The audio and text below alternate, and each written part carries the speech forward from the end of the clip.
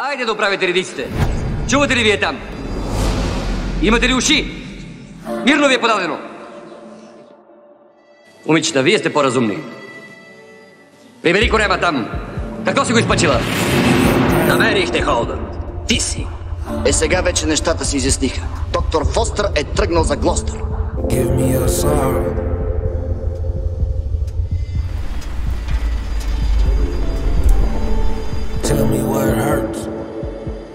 Ти пък да не би да вярваш във вечната любов.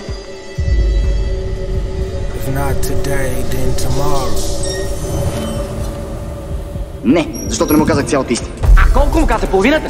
Той си знае. Четвъртина, осмина. Баща му от малък го учи как се става шеф. Родил съм се научен бе безбегунек. Дали да бъдеш мъничко предател.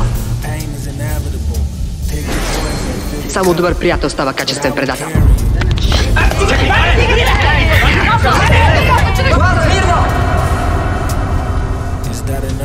Толкова е.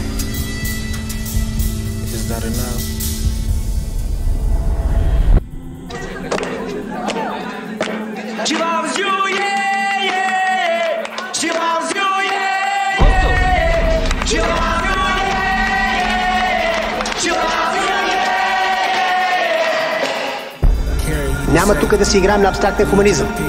Сега ще видите вие комбо пядели. Времето е бедно. Времето е гладно.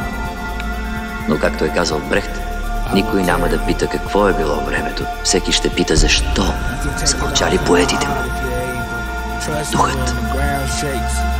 Духът трябва да се съхранява.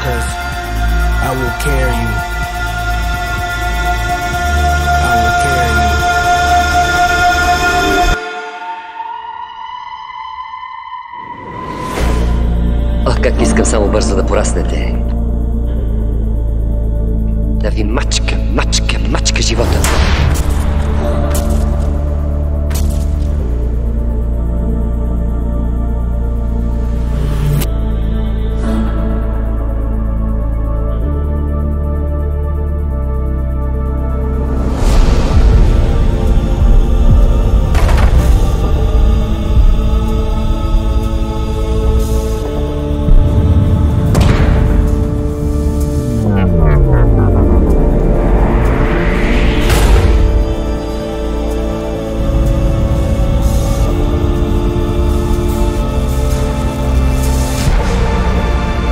Иване, не върши глупости, чуваш ли?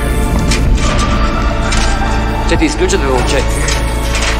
Бягам! Раз, два, раз.